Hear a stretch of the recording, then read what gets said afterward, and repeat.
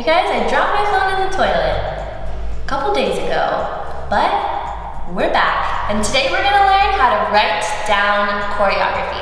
So grab a marker and or pen and or number 2 pencil and grab a notebook and grab a friend.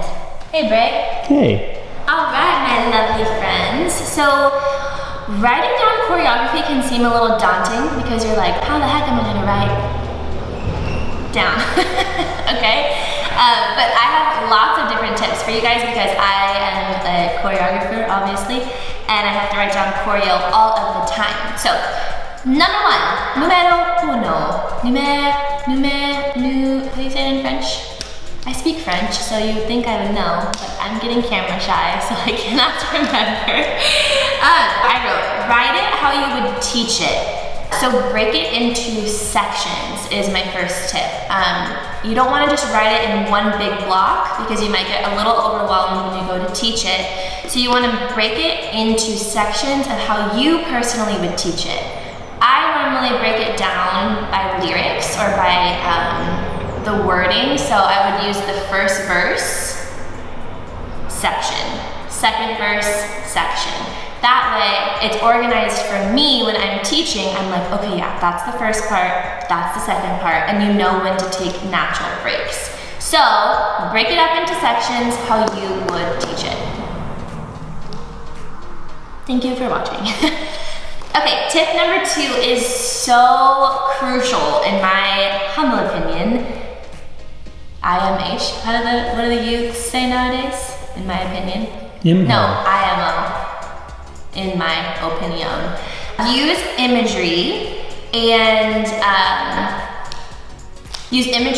phrasing that you would use. So imagery means if I want to notate this to this, I would write grab a cloud, pull the cloud into your chest. So I'm remembering the movement by using an image that would stick in my brain. So a cloud might not work for you, but for me, I would remember that. So think about phrasing and imagery and words that would stick out in your mind. So you're like, oh yeah, it's the cloud section.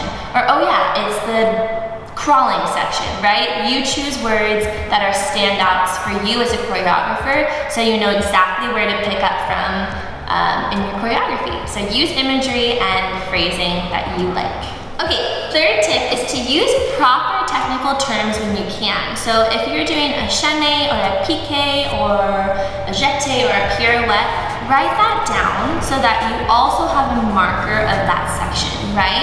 So if you have a big turn sequence, you should be able to look at your cute little notebook. Well, okay, I brought the most plain notebook. It's not very cute, but that's okay. You should be able to flip through and be like, oh, yep, there's the turn section because you wrote down à la seconde or you wrote down fouetté.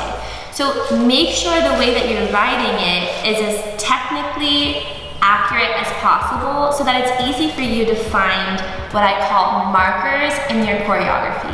You don't want to look at it and have a whole class behind you waiting for choreography and you're like, you know, because you don't know what you wrote down. You're like, the turn section, because you wrote down à la seconde, you wrote down fouetté. You created a marker for yourself in your piece. And that way you can look as profesh as possible, okay? Okay, this one will get you if you don't do it. Now, guilty as charged, I hate counts. I hate them. I choreograph off of lyrics. But if I'm hired on a job for like an outside studio or a high school or a team, I have to have counts because that's what I'm getting paid for and I need to be as organized and professional as possible. So what I will do is write down the choreography and right above each movement, I'll write down the count, okay? So if I'm writing down chaîné, piqué, right above the word chaîné, I'll write down 1, 2. And then right above the piqué, I'll write down 3, 4. That way I know exactly what count they're on, so when I teach it, I can give the counts right away, there's no question about it, and it's as clean as possible. Another tactic for that, if you don't like counts like me, you can put the lyric above it. So if the chaîné is on the word ocean, you write ocean above chaîné, and if rain is above, or if you're doing a PK on the word rain, you would write rain above PK in your choreography. So that tip is to write the count or the lyric, whichever works better for you, right above the movement. That way you know exactly what timing it's at and where it is in the music. All right, find shorthands that work for you. Not literally short hands, tiny hands. Shorthands meaning, when I write the word left foot, I write LF instead of left foot. So that way I don't drive myself insane writing left foot 300 million times in my choreography. I just write LF, or right foot is RF, left shoulder is LS, right? So that kind of, those kinds of shorthands make notating choreography a lot more simple and concise for me. So find your own shorthands to make your job a little bit easier. Last tip of the day. This tip's kind of dorky because I am a hyper-organized, maybe a little bit crazy with my planner, and I like sticky notes, and I color coordinate everything, and I even do that for my choreography.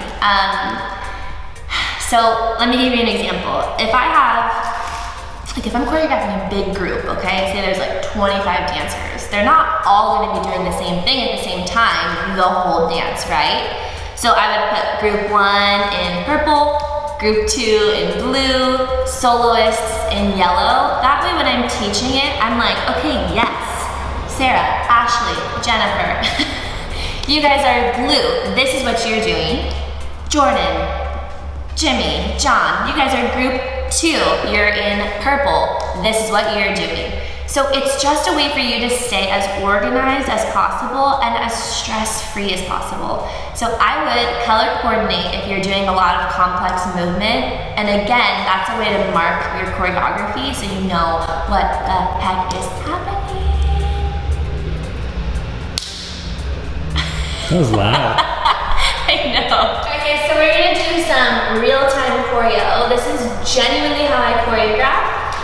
So I'll just start, in a space, and when I'm thinking of movement, and then I get it out onto my body, and then I'll go over to my notebook and write it down, and then we'll show you guys what the notation looks like. So we're gonna start parallel, and I'm going to do a parallel plie, and my fingertips are gonna come to my head, and then I'm gonna open up to a T with my palms forward. So I just play that movement up. Yeah, I went 1, 2. So then what I would do is come over to my notebook, write down, parallel, plie, fingertips to head, breathe up, palms forward. Then I would come back up. We'll finish off this very short phrase. We're gonna step right, left, look down, pick foot up, put it back down. So then I would rewind, try my whole phrase that I choreographed.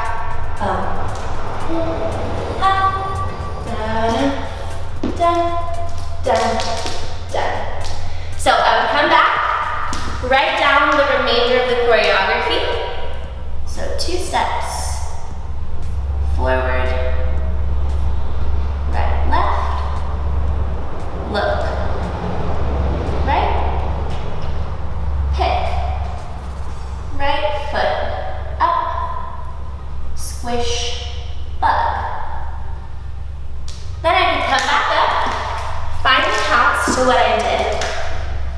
So I would 1, 2, so I'm gonna write down 1, 2. My steps were 3, 4,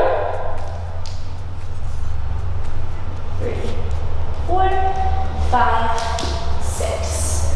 Write down 5, 6. So let's show you what I just wrote down. As I walk away. Okay, so we started out with a parallel plie and the count right above it. It's on 1.